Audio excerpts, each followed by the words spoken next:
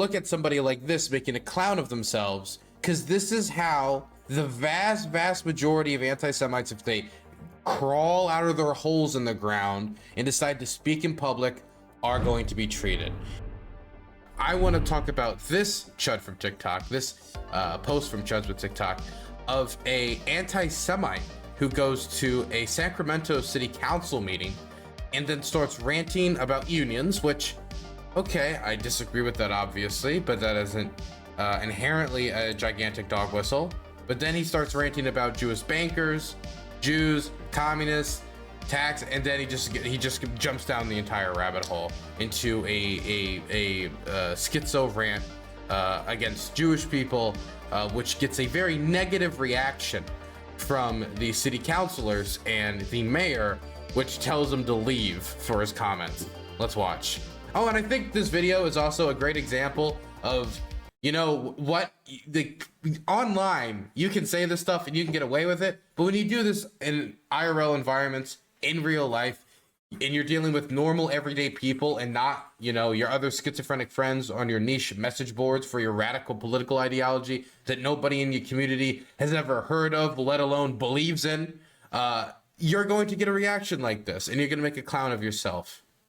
1913 was the worst year in American history, as we were enslaved with the income tax, direct election of senators, and the Federal Reserve. And if you say who runs the Federal Reserve, you are anti-Semitic, a word which, along with Nazi and racist, was created by these bankers to protect them from criticism. They cry out in pain as they strike you. Police generally do a good job, though, as happened in Russia in 1917 and China in 1948, with their communist revolutions, the media inflamed popular hatred of police so that police would be helpless when communist mobs began murdering the enemies of the bankers. And you are an anti-Semite if you say who they are. Until union control of police and all other professions is ended, they will not be truly accountable to the people they serve. Unions profess to give fair wages and benefits, but in reality it is about absolute control from the top of the unions. If white supremacists hate bigotry, sexism, and racism from whites was a problem in Sacramento, then why isn't the entire Sacramento City Council made up of straight whites? So we see you are deceiving when you speak about the problems of racism, white supremacy, Nazis, and hate. Just because you hate the truth does not make a white person who tells it hateful. Anti-Semitism used to mean someone who hates all Jews. Now it means someone who is hated by Jew bankers. 90% Hey, see you later, pal. We don't want to hear any more from you. Okay, I have the First Amendment. I have the First Amendment. Dude, you're in. Wait, Sacramento.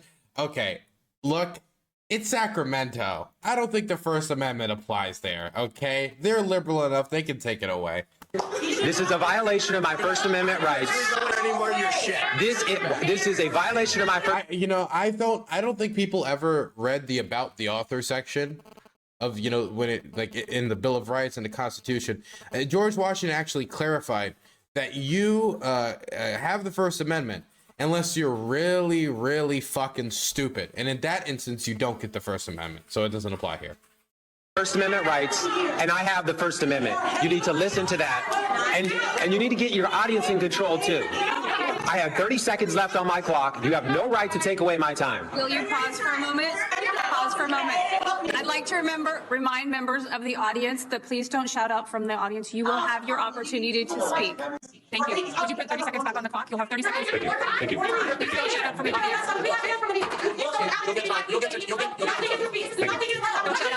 Dude, they're really speeding up this video, man. There's so much yelling.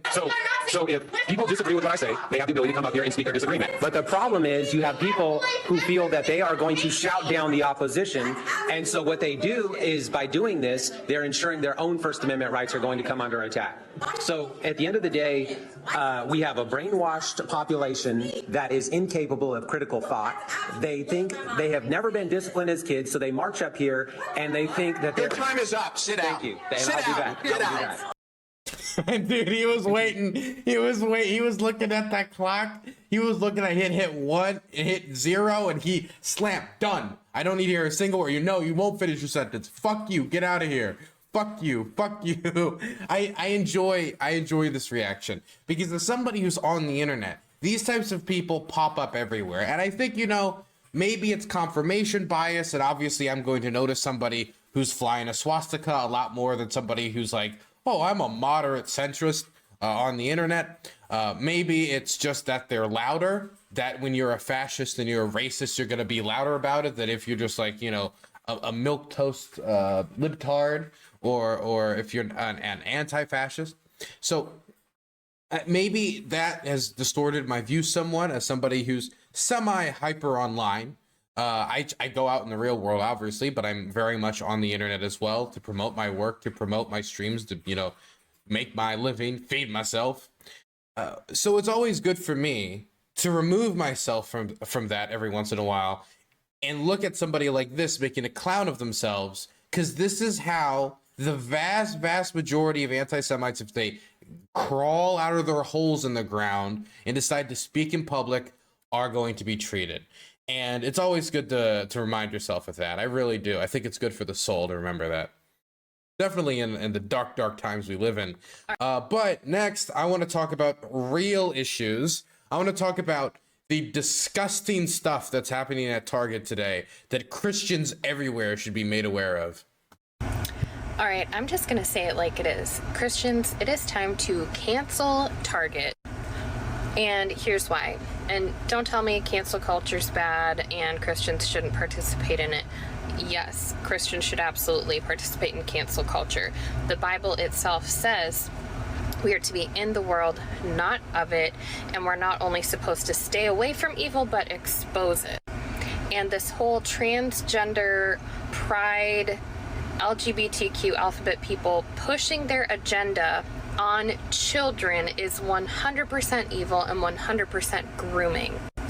Can I just say, and maybe I don't want to, I kind of want to put this semi-bluntly here, but if you're going out there and you're very insistent on, like, you know, putting your religious beliefs into your child, making sure that they believe in your interpretation of heaven and hell, your interpretation of the faith, they follow your interpretation to the letter of the law, and then you go out and you say that simply letting a child know that if they're LGBTQ plus, or if they're part of that community, if they find out that they are gay, that they are trans, that that's okay, that that's grooming,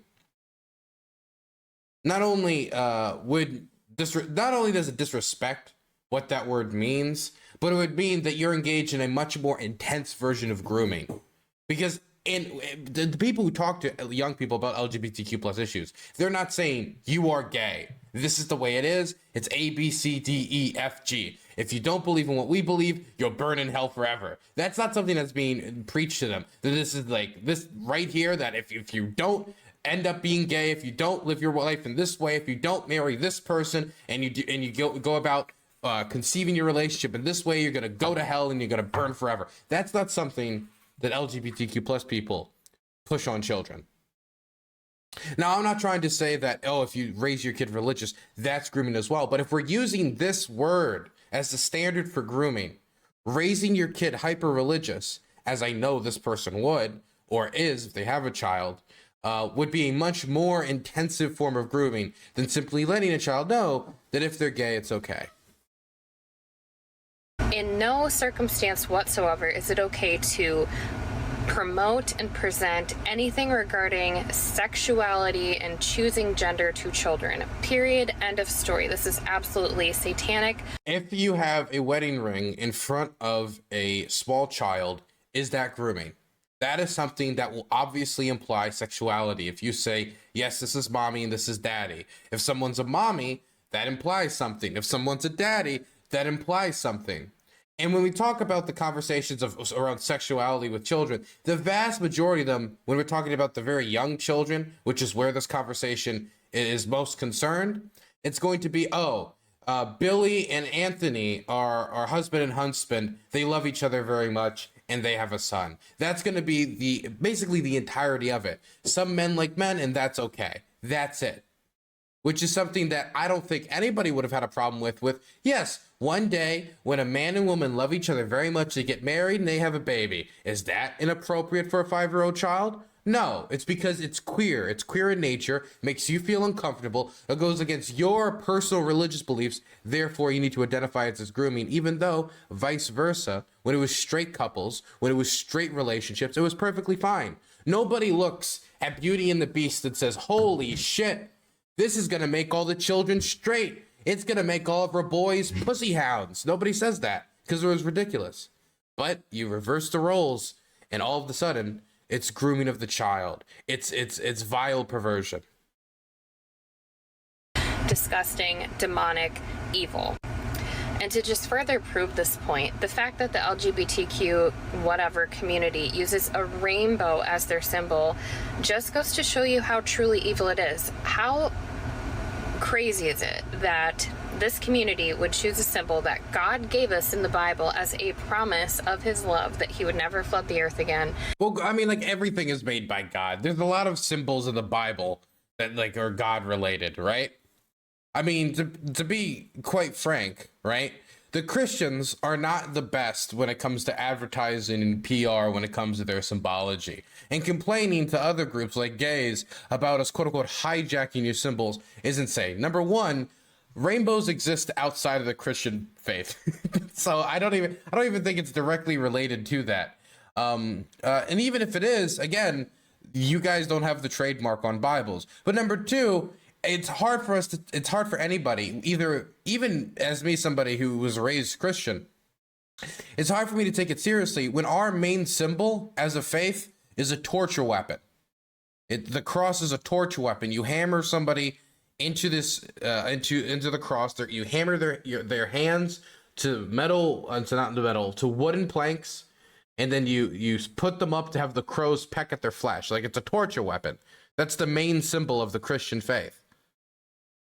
And now we're going to complain that the gays are like ruining the PR of Christianity? I don't know, man. I think kissing guys and, torture when it comes to the symbology of the faith, I feel like I would be more comfortable being related to the kissing of the guys, to be quite frank, to be quite honest. Christianity is BDSM now. Okay, calm down.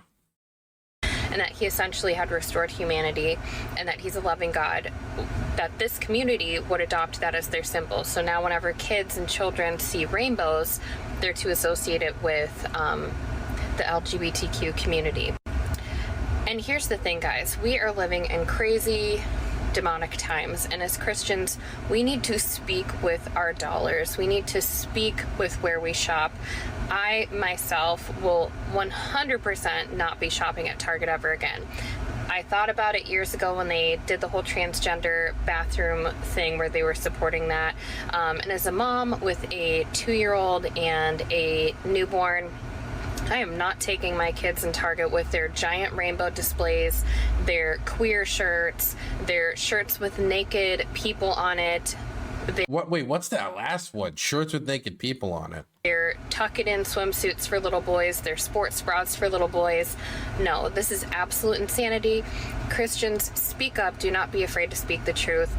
The problem is evil. Actually, that's how I was converted. That's how actually I got indoctrinated into the homosexuality. I went to Target with my uncle, and I was a small boy. Even though I denied it for years, this is when it happened. I went to Target and I saw a rainbow on a pair of socks, and I turned to my uncle and I pulled down on his sleeve. And he looked down at me and he said, Dylan, what's the matter? You young whippersnapper. And I said, I need a man. I've seen a rainbow and I need a man. I mean, I don't know, like, how weak and how malleable is your child if just seeing a rainbow is gonna turn them gay? If all that was standing between your child being gay was seeing a rainbow on a shirt or not seeing a rainbow on a shirt, then your kid was gonna be gay and there's nothing you can do about it. Like that, like it's done, it's over. Unless you're gonna lock them in the closet and, I don't know, only play like Chuck Norris movie after Chuck Norris movie in an attempt to, like, I don't know, keep them as like heteronormatively masculine as possible, they were gonna turn gay, like, if it was that easy.